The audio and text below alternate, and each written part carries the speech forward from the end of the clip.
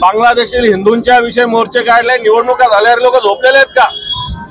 निवडणुकाच्या आधी राजकारण करण्यासाठी बांगलादेशाच्या संरक्षणासाठी या हिंदुस्थानात त्यावेळेस मोर्चे काढले गेले।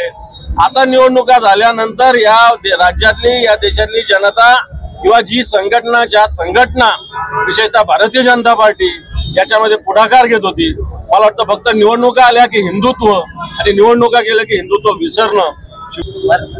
बांगलादेशमध्ये मागच्या महिन्या 2 महिन्याच्या काळामध्ये जवळपास 2000 हल्ल्याच्या घटना घडलेल्या आहेत। 69 मंदिरावर हल्ले झालेले, तोडफोड करण्यात आलेली आहे। जवळपास 50,000 व्यक्ती याच्यातून बाधित आहेत। शिवसेना प्रमुख माननीय बाळासाहेब ठाकरे हे सातत्यानं हिंदूवरील कुठल्याही अन्यायाचा अत्याचार या देशातला नव्हे जगातला कधी सहन करत नव्हते। त्या पावलावर पाऊल ठेवून शिवसेना या हिंदूवरील अन्याय अत्याचार माननीय उद्धवजींच्या नेतृत्वाखाली कुठेही सहन करणार नाही अशी भूमिका आमची आहे। एकीकडे फक्त देशाच्या पंतप्रधान बांगलादेशच्या शेख हसीना यांचं संरक्षण सरकार करतंय, पण बांगलादेश मधलं अनेक हिंदू आज असुरक्षित आहे। असं असताना मागच्या काळामध्ये जो सीआयए कायदा आला होता हा कोणासाठी होता? जे बांगलादेशी असेल, पाकिस्तानी असेल, अफगाणचे असेल, इथले हिंदू होते यांच्या सुरक्षिततेसाठी होता। आणि असं असताना आज केंद्र सरकार याच्यावर मूग गिळून गप्प आहे। आज इस्कॉनच्या अनेक लोकांवर हल्ले होत आहेत। चांगले, इस्कॉन ही संघटना काही दहशतवादी नाही, ही मानवतावादी आहे। जगामध्ये हिचं काम चालू आहे मोठ्या प्रमाणावर। असं असताना केंद्र सरकारने मागच्या 2-3 महिन्याच्या काळात कोणतीही भूमिका बांगलादेशच्या घटनेविषयी व्यक्त केलेली नाही। बांगलादेशशी आपला मोठा व्यापार चालू आहे। बांगलादेशचा सगळ्यात जास्त आयात या हिंदुस्थानात होते। बांगलादेशचे क्रिकेट खेळाडू या ठिकाणी क्रिकेट खेळायला येतात। मला वाटतं केंद्र सरकारने बांगलादेशवर आर्थिक बहिष्कार टाकण्याची भूमिका घेतली पाहिजे। क्रिकेट सुद्धा कोणताही खेळायचे बांगलादेशी खेळाडू इथं आले नाही पाहिजे। आणि मला असं वाटतं ताबडतोब जर पावलं नाही उचलले तर बांगलादेशी जो व्यापार आहे त्या व्यापारावर जो माल या हिंदुस्थानात येतो त्याच्यावर बहिष्काराची भूमिका घेतली जावी अशा प्रकारची भूमिका शिवसेना ठेवेल। या बांगलादेशमध्ये तिरंगा झेंडा खाली तुडवला जातोय, तिरंगा झेंड्यावर लोक चालतात।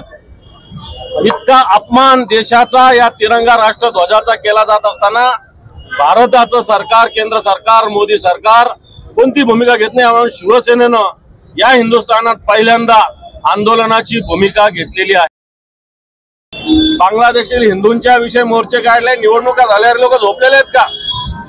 निवडणुकाच्या आधी राजकारण करण्यासाठी बांगलादेशाच्या संरक्षणासाठी या हिंदुस्थानात त्यावेळेस मोर्चे काढले गेले। आता निवडणुका झाल्यानंतर या राज्यातली या देशातली जनता किंवा जी संघटना ज्या संघटना विशेषतः भारतीय जनता पार्टी याच्यामध्ये पुढाकार घेत होती, मला वाटतं फक्त निवडणुका आल्या की हिंदुत्व आणि निवडणुका केल्या की हिंदुत्व विसरणं। शिवसेना सातत्यानं मग काश्मीर मधील पंडित असतील, नाही तर पाकिस्तान मधील हिंदू असतील आणि बांगलादेश मधील हिंदू असतील, यांच्या सगळ्यांच्या विषयी शिवसेनेनं सातत्यानं सकारात्मक भूमिका घेतलेल्या आहे। जर हे झालं नाही तर या देशामध्ये जेवढे बांगलादेशी आलेले आहेत यांना शोधून वापस बांगलादेशला पाठवलं पाहिजे, ही सुद्धा भूमिका घेतली पाहिजे। शिवसेना पुन्हा हिंदुत्वाकडे वळली का? त्याबद्दल तुम्ही शिवसेना हिंदुत्वाकडे वळायचं नाही, शिवसेना हिंदुत्ववादीच आहे। तुम्हाला माहिती नसेल, शिवसेनेला हिंदुत्व कोणी शिकवण्याची गरज नाही, हिंदुत्वाकडे वळणं वगैरे नाही। शिवसेना आणि हिंदुत्व एकाच नाण्याच्या 2 बाजू आहेत। तुम्ही जी आता मागणी केली की बांगलादेशींना परत बांगलादेशमध्ये पाठवा, या तुमच्या मागणीला तुमच्या महाविकास आघाडी, मला असं वाटतं महाविकास हे शिवसेनेचं आंदोलन आहे, ही शिवसेनेची भूमिका आहे। आता मोहन भागवतांचं एक विधान आलंय, तुम्ही देखील 4 मुलं पैदा करा असं हिंदू धर्मियांना सांगितलं जातं। वाटतं आपण आता बांगलादेशचं आंदोलन आहे त्याच्याविषयी बोलू। हे आंदोलन शिवसेनेनं हाती घेतलेलं आहे। हे आंदोलन मला असं वाटतं महाराष्ट्रात नव्हे तर ऑटोमॅटिक आता याचं हे आंदोलनाचा वनवा या देशभरात जाईल। पुढचं दिशा काय असणार आहे ते आपण पाहूया। नंतर याच्यानंतर पूर्ण राज्य पातळीवर कशा पद्धतीनं आंदोलन करायचं त्याची पावलं शिवसेना उचलेल।